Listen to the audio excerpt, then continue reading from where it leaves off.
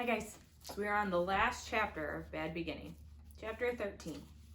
And now, ladies and gentlemen, Count Olaf said, stepping forward to address the audience, I have an announcement. There is no reason to continue tonight's performance, for his purpose have been served. This has not been a scene of fiction. My marriage to Violet Baudelaire is perfectly legal, and now I am in control of her entire fortune. There were gasps from the audience, and some of the actors looked at one another in shock. Not everybody apparently had known about Olaf's plan. That can't be, Justice Strauss cried. The marriage laws in this community are quite simple, Count Olaf said. The bride must say I do in the presence of a judge like yourself and sign an explanatory document. All of you, Count Olaf gestured to the audience, are witnesses. But Violet is only a child, one of the actors said. She's not old enough to marry. She is if her legal guardian agrees, Count Olaf said. And in addition to being her husband, I am her legal guardian. But that piece of paper is not an official document, Justice Strauss said. It's just a stage prop. Count Olaf took the paper from Violet's hand and gave it to Justice Strauss. I think if you look at it closely, you'll see it's an official document from City Hall. Justice Strauss took the document in her hand and read it quickly. Then, closing her eyes, she sighed deeply and furrowed her brow, thinking hard. Klaus watched her and wondered if this were the expression Justice Strauss had on her face whenever she was serving in the High Court. You're right, she said finally to Count Olaf. This marriage, unfortunately, is completely legal. Violet said I do and signed her name here on this paper. Count Olaf, you are Violet's husband and therefore in complete control of her estate. That can't be, a voice from the audience, and Klaus recognized it as the voice of Mr. Poe. He ran up the stairs on the stage and took the document from Justice Strauss. This is dreadful nonsense. I'm afraid this dreadful nonsense is the law, Justice Strauss said. Her eyes were filling up with tears. I can't believe how easily I was tricked. I would never do anything to harm you children. Never. You were easily tricked, Count Olaf said, grinning, and the judge began to cry. It was child's play, winning this fortune. Now, if all of you will excuse me, my bride and I need to go home for our wedding. First, let Sunny go, Klaus burst out. You promised to let her go. Where is Sunny, Mr. Poe asked. She's all tied up at that moment, Count Olaf said, and if you will pardon the little joke, his eyes shone as he pressed the buttons on the walkie-talkie and waited while the hook-handed man answered. Hello? Yes, of course it's me, you idiot. Everything has gone according to plan. Please remove Sunny from her cage and bring her directly to the theater. Klaus and Sunny have some chores to do before they go to bed. Count Olaf gave Klaus a sharp look. Are you satisfied now, he asked. Yes, said Klaus quietly. He wasn't satisfied at all, of course, but at least his baby sister was no longer dangling from a tower. Don't think you're safe, the bald man whispered to Klaus. Count Olaf will take care of you and your sisters later. He doesn't want to do it in front of all these people. He did not have to explain to Klaus what he meant by the phrase take care of. Well, I'm not satisfied at all, Mr. Poe said. This is absolutely horrendous, and this is completely monstrous. This is financially dreadful. I am afraid, however, Count Olaf said, that this is legally binding. Tomorrow, Mr. Poe, I shall come down to the bank and withdraw the complete Baudelaire fortune. Mr. Poe opened his mouth as if to say something, but he began to cough instead.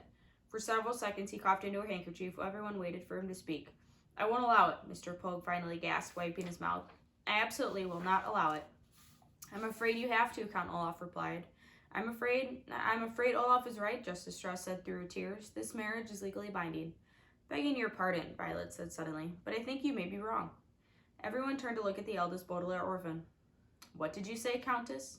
Olaf said. I'm not your Countess, Violet said testily, a word which here means in an extremely annoyed tone. At least I don't think I am. And why is that, Count Olaf said. I did not sign the document in my own hand, as the law states, Violet said. What do you mean? We all saw you. Count Olaf's eyebrow was beginning to raise in anger. I'm afraid your husband is right, dear, Justice Strauss said sadly. There's no use denying it. There are too many witnesses. Like most people, Violet said. I am right-handed, but I signed the document with my left hand. What? Count Olaf cried. He snatched the paper from Justice Strauss and looked at his eyes. His eyes were shining very bright. You are a liar, he hissed at Violet. No, she's not, Klaus said excitedly. I remember because I watched her left hand tremble as she signed her name. It's impossible to prove, Count Olaf said. If you like, I shall be happy to sign my name again on a separate sheet of paper with my right hand and then my left. Then we can see which signature is the one on the document most resembles. A small detail in which hand you used to sign, Count Olaf said, doesn't matter the least. If you don't mind, sir, Mr. Poe said, I'd like Justice Strauss to make that decision. Everyone looked at Justice Strauss, who was wiping away the last of her tears. Let me see, she said quietly, and closed her eyes again. She sighed deeply, and the Baudelaire orphans, all who liked them, held their breath as Justice Strauss furrowed her brow, thinking hard on the situation. Finally, she smiled.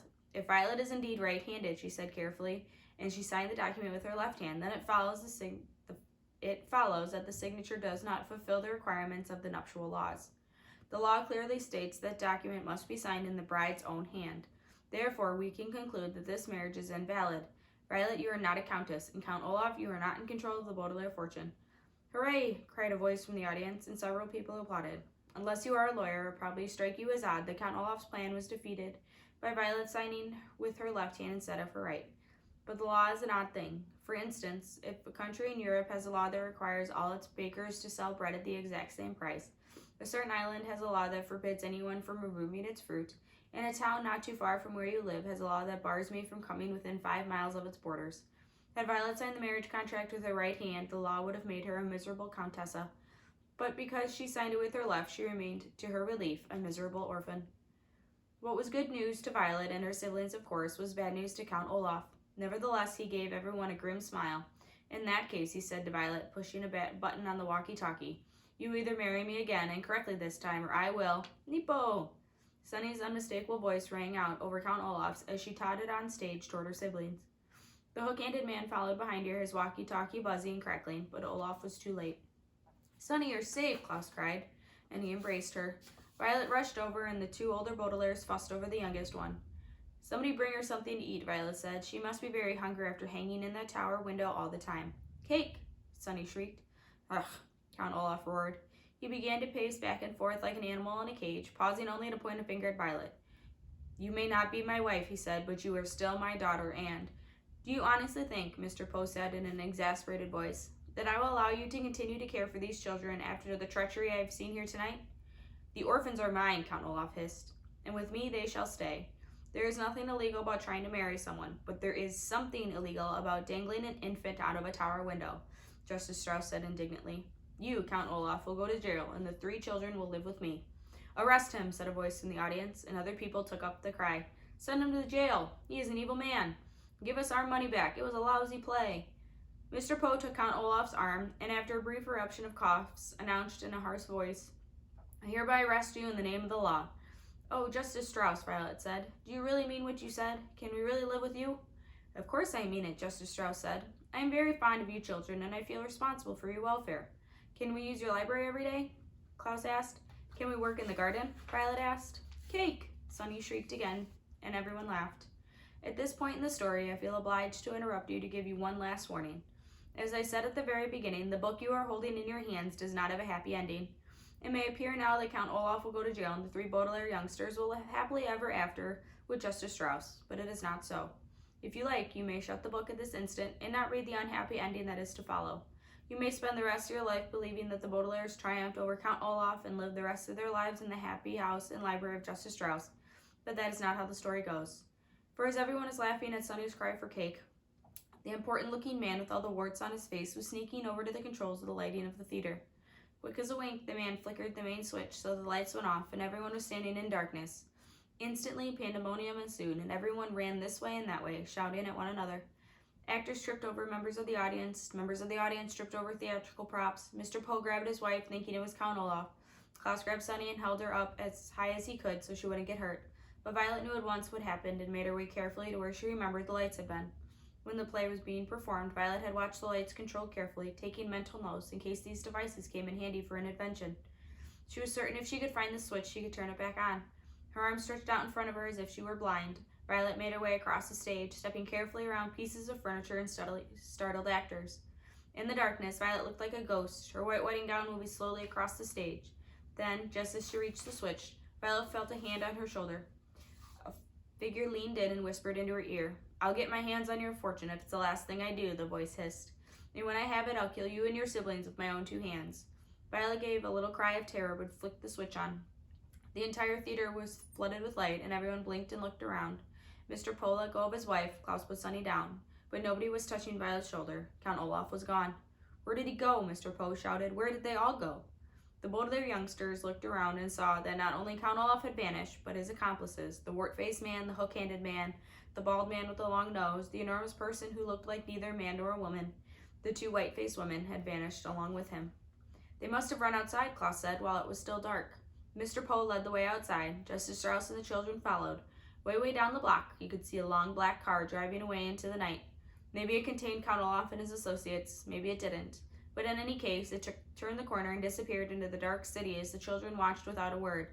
Blast it, Mr. Poe said. They're gone. But don't worry, children will catch them. I'm going to call the police immediately. Violet, Klaus, and Sunny looked up at one another and knew it wasn't as simple as Mr. Poe said. Count Olaf would take care to stay out of sight as he planned his next move. He was far too clever to be captured by the likes of Mr. Poe. Well, let's go home, children, Justice Strauss said. We can worry about this in the morning when I fixed you a good breakfast. Mr. Poe coughed. Wait a minute, he said, looking down at the floor. I'm sorry to tell you this, children, but I cannot allow you to be raised by someone who is not a relative. What? Violet cried.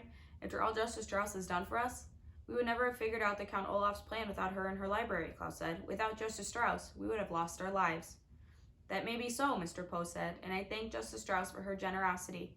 But your parents' will is very specific. You must be adopted by a relative. Tonight you will stay with me in my home, and tomorrow I shall go to the bank and figure out what to do with you. I'm sorry, but that is the way it is. The children looked at Justice Strauss, who sighed heavily and hugged each of the bolder youngsters in turn. Mr. Poe is right, she said sadly. You must respect your parents' wishes. Don't you want to do what your parents wanted, children? Violet, Klaus, and Sunny pictured their loving parents and wished more than ever that the fire had not occurred. Never had they felt so alone. They wanted very badly to live with this kind and generous woman, but they knew that it simply could not be done. I guess you're really right, Justice Strauss, Violet said finally. We will miss you very much. I will miss you too, she said, and her eyes filled with tears once more. Then they each gave Justice Strauss one last embrace and followed Mr. and Mrs. Poe to their car. The Baudelaire orphans piled into the back seat and peered out the back window at Justice Strauss, who was crying and waving to them. Ahead of them were the darkened streets with Count Olaf had escaped to plan more treachery. Behind them was the kind judge who had taken such an interest in the three children. To Violet, Klaus, and Sunny, it seemed that Mr. Poe and the law had made an incorrect decision to take them away from the possibility of a happy life with Justice Strauss, toward an unknown fate with some unknown relative. They didn't understand it, but like so many unfortunate events in life, just because you don't understand it doesn't mean it isn't so. The Baudelaires bunched up together against the cold night air and kept waving at the back window. The car drove further and further away until Justice Strauss was merely a speck in the darkness, and it seemed to the children that they were moving in an aberrant... I don't think I pronounced that right. The word aberrant here means very, very wrong and causing much grief direction. Made it to the end, guys. Okay? Couple of things. One, if you have a Netflix account, there is a series of unfortunate events. They did one for all of the books. It's fantastic. Ask your parents before you do anything with it. Talk to mom and dad about it. And you should read the books.